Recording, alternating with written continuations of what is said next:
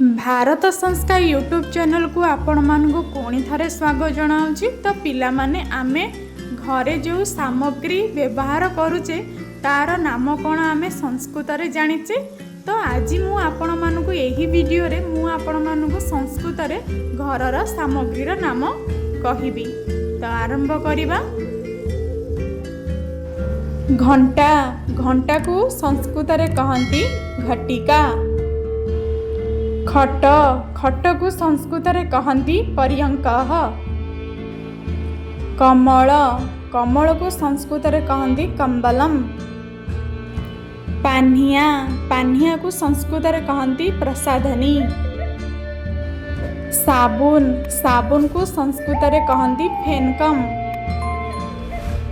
आईना, आईना को संस्कृत रे कहंती दर्पणः। मोहमबत्ती, मोहमबत्ती को संस्कृत रे कहंती वर्तिका। दीप को संस्कृत रे कहंती दीपः बा दीपकः। दौड़ी, दौड़ी को संस्कृत रे कहंती रज्जु। डंगा, डंगा को संस्कृत रे कहंती नौका। छता, छता को संस्कृत रे कहंती छत्रम। बॉल, बॉल को संस्कृत रे कहंती कंदुकम।